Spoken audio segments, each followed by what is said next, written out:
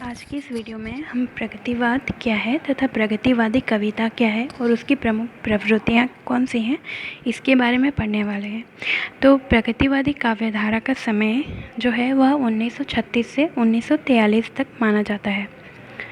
भारत में प्रगतिवाद का पहला अधिवेशन 1936 ईस्वी में लखनऊ में हुआ था, जिसके प्रथम सभापति प्रेमचंद थे। इसी अधिवेशन के समय से हिंदी में प्रगतिवादी आंदोलन की शुरुआत हुई और स्थापना होती गई। दूसरे अधिवेशन का सभापतित्व रविंद्रनाथ ठाकुर ने किया था। राजनीतिक क्षेत्र में जिसे समाजवाद या साम्यवाद कहा जाता है, साहित्य के क्षेत्र में उसे प्रगतिवाद कहा जाता है। प्रगतिवाद शब्द का सबसे पहले प्रयोग 1942 में मुक्तिबोध ने अपने एक लेख प्रगतिवाद एक दृष्टि आगामी कल में किया था। प्रगतिवाद की आंदोलन के रूप में शुरुआत 1936 ईस्वी से मानी जाती है, जो कविता में सामाजिक यथार्थवाद को लेकर आगे बढ़ा है। सुमित्रा नंदन पंत का काव्य संग्रह युगवाणी प्रगतिवाद का पहला काव्य संग्रह माना जाता है और पंत को ही प्रगतिवाद के जनक के रूप में माना जाता है। और डॉक्टर बच्चन सिंह ने सुमित्रानंद पंत के द्वारा लिखा गया युगवाणी को खड़ी बोली का प्रथम प्रगतिवादी काव्य भी माना है।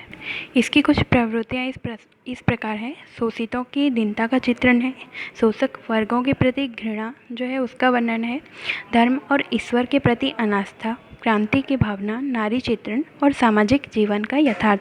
प्रगतिवादी कवियों को 3 श्रेणियों में रखा जाता है। पूर्ववर्ती काव्यधारा छायावाद से संबंधित कवि और मूल रूप से प्रगतिवादी कवि, और थर्ड वे जिन्होंने प्रगतिवादी कविता से अपनी काव्य यात्रा शुरू की लेकिन बाद में प्रयोगवाद या नई कविता की ओर मुड़ने लगे। उनका क्रम भी इसी प्रकार है। सुमित्रा नंदन पंत, सूर्यकांत त्रिपाठी निराला, रामेश्वर शुक्ल, बालकृष्ण शर्मा नवीन और रामधारी सिंह दिनकर इत्यादि।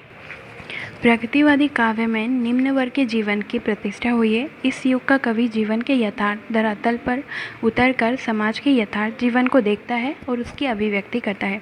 इसलिए इस युग के काव्य में उच्च वर्ग और मध्य वर्ग के जीवन का चित्रण न होकर निम्न वर्ग का चित्रण दिखाई देता है। प्रगतिवादी काव्य में उस समय होने वाली जितनी भी समस्याएं थी, जिस प्रकार भारतवाद, विभाजन, कश्मीर समस्या, बंगाल का अकाल, महंगाई, बेकारी इत्यादि विषयों पर भी कविताएं लिखी गई।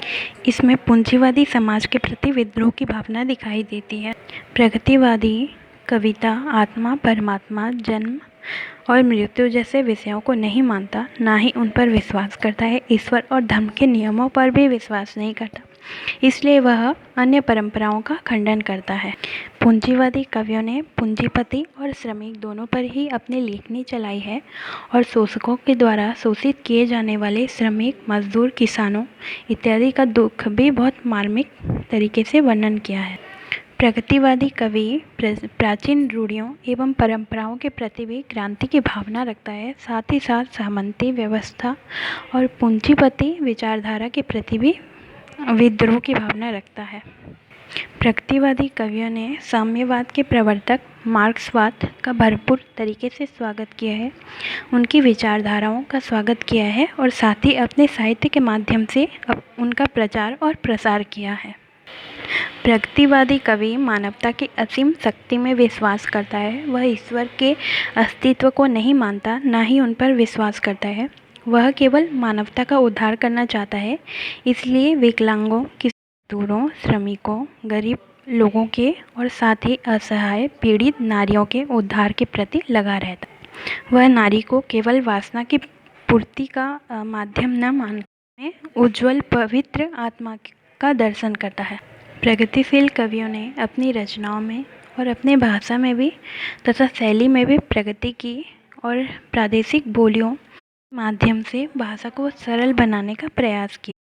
लोकगीतों में नई शैली का प्रयोग करके कुछ नए का निर्माण किया तथा साथ ही छंद के बंधनों से भी खुद को मुक्ति दिलाई और साथ ही नए रूपक, उपमान एवं प्रतीकों के द्वारा कविता को नया रूप दिया। तो यही है प्रगतिवादी कविता और उसकी कुछ प्रमुख प्रवृत्तियाँ।